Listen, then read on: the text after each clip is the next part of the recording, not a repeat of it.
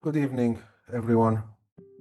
Don't forget to subscribe, like, share, tell our friends about us, and support us so that we keep doing these presentations.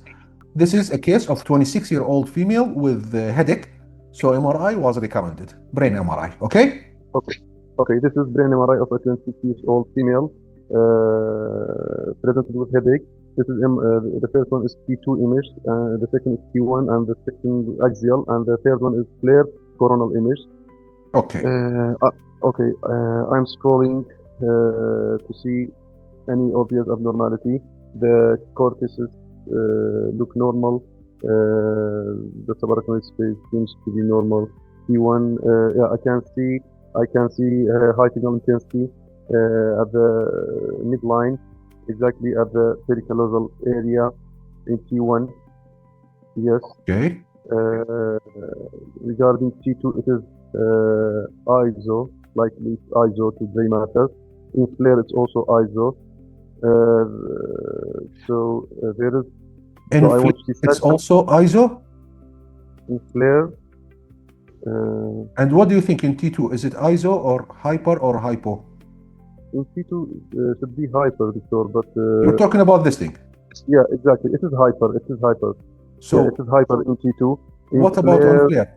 Yeah, on flare, Victor, T2 fat SAT also, it is suppressed. So, because this is T2 yes, fat SAT. Flare fat SAT, okay? Yes, flare fat SAT. So, I want to see sagittal image as well to assess for corpus callosum. You want sagittal image of, and this is sagittal for corpus callosum, because many times there is, yes, so I can see there is some sort of dysgenesis of corpus callosum, especially at the splenium. So, is there anything else that you want to see? So, because sagittal T1 shows linear high signal intensity overlying the corpus callosum. This is a case of pericallosal lipoma with corpus callosal dysgenesis. Pericallosal lipoma, exactly. This is a very typical case. It usually takes the shape of the corpus callosum and it's usually located in the pericallosal sulcus. Okay, and to confirm, we can see on the T2 fat SAT that it's losing signal. It's hypo-intense on flare fat SAT images. Okay, do you have any differential for this thing? Because subarachnoid hemorrhage may be seen, but it is not like this smooth and well-defined. Also, there is some subarachnoid hemorrhage. There may be aneurysm, ruptured aneurysm, or a history of trauma. Not a simple headache like this. Exactly. Or maybe there have a lesion like dermoid and ruptured dermoid also seeing T1 high signal intensity, but it is diffusely scattered. And the patient is ill patient, maybe admitted patient, not like this simple headache. Good. Your differential diagnosis is very nice, and your approach is very logical, let's say. And if you look at the corpus callosum, it's not perfect. Even the splenium, splenium, I don't know. For me, it is mildly shortened. I think normally so. Yes. It's not a perfectly normal corpus callosum. So a mild form of dysgenesis is not like severe, but the main pathology is pericallosal lipoma. So this is a 25-year-old male patient with facial deformity. Okay, CT scan was recommended to assess. Yes, I'm presented with multi-section CT scan axial section of the head and neck of adult male patient. The most prominent or significant abnormality, there is multiple bilateral but more prominent on the right side maxillary and mandibular expansile lesion with characteristic ground glass opacity involving the right mandible, maxillary, and left nasal bone, ethmoid even also involved with a characteristic ground glass opacity. The lesions are expansile and all of the same character. showing deformity of the mandible and maxilla. Yes, the pathology that it was in my mind, polyostotic fibrous dysplasia is one of my differential diagnosis. Fibrous dysplasia should be at the top of the differential diagnosis. Why is that? Yes, because it's expansile but narrow zone of transition and no periosteal reaction seen. What is the very characteristic thing? The ground glass. The ground exactly. glass. This is this opacity, this type. Keep it in mind, everyone. This is the type of fibrous dysplasia. It's called cotton wool appearance. Yes. Cotton wool. Okay. This is very characteristic of fibrous dysplasia. Okay, but yes, this has a specific name. This fibrous dysplasia. Cherubism. Cherubism. Yes. Okay. Also known as Liontiasis ossia. Lion face. Yes. Because even deformity of the tooth, of the teeth that within the bone that involve it. Exactly. Basically, this is not a very typical Liontiasis ossia, but it is a kind of Liontiasis ossia. Yes, bone check up from all the bones should be screened for other form of fibrous dysplasia in other bones. And for if it is associated with precocious puberty, maternal albright syndrome, and Mazabraud if it's involved with soft tissue or myxoid, soft tissue myxoid. What other differential diagnosis can we put for this kind of abnormality? Osteosarcoma, we can't. Yes, but less likely because no sunburst appearance and no cortical breach, no periosteal sunburst periosteal reaction.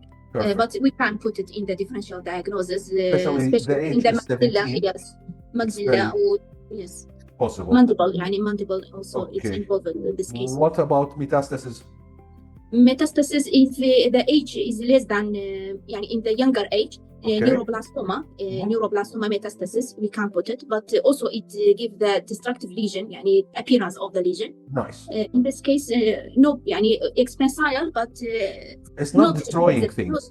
Not aggressive lesion. Yeah, it's displacing the teeth, not destroying the narrow zone of transition. Yes. Yeah, perfect. Thank you very much. Amazing presentation. You're welcome. So this is a 25-year-old male patient with knee joint swelling. MRI of the knee, T1 proton density, axial, sagittal view, high signal intensity in the tibial end. Which tibial plateau or tibial condyle? Tibial plateau. Okay, right. Sorry, lateral aspect. Yes, lateral aspect of the tibial plateau. It is mass-like lesion, and it's causing expansion of the lateral tibial plateau, with causing surrounding bone marrow edema. Good. It is low in T1, high in proton density. Okay. It's like causing destruction of the cortex, but destroying or expanding. And expanding. Expanding. It's protruding out of the margin. It looks intact. Okay. Yes, an expansion. There is expansion of the and there is surrounding bone marrow edema. Bone marrow edema, and there is some joint effusion. Of course, like I always tell you, whenever you are presented with an MSK case, CT or MRI, you ask for X-ray. X-ray, yes. We should start with an X-ray.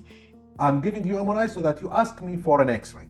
Yeah. Okay, so this is the X-ray. Let's start from the beginning. On X-ray, describe. On X-ray, there is an expansile lesion in the left tibial plateau, causing thinning of the cortex, and it's a mostly lytic lesion in subarticular region. It is medially, it has a sclerotic margin. It has a narrow zone of transition, Beautiful. I don't see a soft tissue component with it. Okay. Let's go back to the MRI, okay? So you can see here, it's ISO or hypointense, okay? And it's showing diffuse post-contrast enhancement. Enhancement, yes, there is post-contrast enhancement. So what is the thing that you didn't mention that it is crucial in this specific case? Because whether there is fluid level or not. Once, but I don't. In the epiphysis, reach the epiphysis, Exactly. Yeah, articular. Yeah, I mentioned that. Is it crossing the growth plate? reaching the articular surface or not? Yes, it is. It is subarticular. It's reaching articular surface. It Yes. is a crossing from the metaphysis to the Yes. articular surface, to the epiphysis, Yes. the entire thing. What's your differential diagnosis or diagnosis? First, my first differential, because it's reaching the articular surface, first differential is giant cell tumor. Giant cell tumor. Okay. Yes. Or maybe aneurysmal bone cyst, but it's unlikely. So let's start one by one. Why it is giant cell tumor? What are the features that is with giant cell tumor? Giant cell tumor is it has a characteristic location, which is subarticular, reaching the articular surface, Good. and it is diamond. Always it's expansile, and it is not. It has a narrow zone of transition, and it is not distracting the other parts of the bone. Good. That's why it's my first differential is giant cell tumor. And don't forget the age. Yeah. Yes. Giant cell tumor presents after closure of Closure the of the growth growth. plate.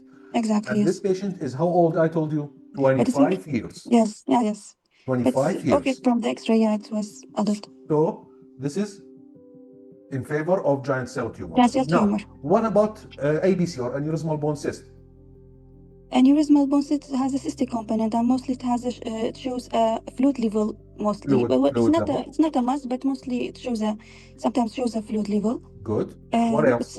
It's not cystic. I mean, predominantly cystic, and no fluid level. This is that comes into my mind First, right it now. presents before closure of the growth plate. Yes, And that this also. growth plate is closed. Second, it does not reach the This articular articular surface. surface. It should stop Yes. right here, not reaching the articular surface. Okay? Very good job. Okay. So, of course, this is a giant cell tumor. Now, last question to you. What would you want to do for this patient? And why? Don't you want to do a biopsy for him? What if it is a metastasis? Can it be a metastasis? Yes, it can. It can be, of course, always So, metastasis. Don't you want to do a biopsy for him? Yes, we can do. Sure. So Yeah. we did a biopsy and it turned out to be giant cell tumor. Next step, giant cell tumor is benign or malignant? It's a benign, but it's locally destructive. And it may Locally cause symptoms. Aggressive, yeah. lesion. It's benign, but it's locally aggressive. And there is around 10% risk of metastasis to the lungs. Yes. It's benign, Yes, I remember but it can Yes, spread to, especially to lungs. Okay? Got it. So we need to do what? We need to do chest, abdomen, pelvis CT scan to rule out possible, even though rare and unlikely, but it can metastasize to the lungs. And the metastatic deposits are benign, but they spread to the lung. Yes, right. Okay? So Yeah, you I first remember. do chest, abdomen, pelvis to rule out possible spreading, let's say, we will not say metastasis because it's benign, to the lungs, and then follow up or excise or treat surgically or whatever. Got it? Okay. Thank you, doctor. Okay. Thank you. Very nice. Giant cell tumor is the first differential. Okay, for next differential, since it has sclerotic margin, giant cell tumor less likely presence of sclerotic margin. What about chondroblastoma? Since there is bone marrow edema as well. I agree. Also brown tumor. I agree, but chondroblastoma first tends to present more in the fibula rather than the tibia. First, not always, but of course it's more common. Second, chondroblastoma should contain chondroid features, which this one does not have. Okay. Yes. First, if you look carefully, this here, it's not sclerotic, and even the lateral aspect, this is just the bone cortex. It's not sclerosis, right? Right. What else did you say other than chondroblastoma? You said something Brown else. tumor. Brown tumor. Brown tumor is a very good possibility, in fact. Brown tumor with ABC always should be put with giant cell tumor. I totally agree. Brown tumor is a very good possibility, but again, it usually might present with some fluid levels, and you need to have, usually brown tumor presents at multiple, not single, because it's a systemic disease, okay? Yes. And you need to have an abnormal parathyroid gland and parathyroid hormone. Before you leave, again, I remind you, don't forget to like, subscribe, share, and help support us to keep presenting these meetings. Thank you very much. See you.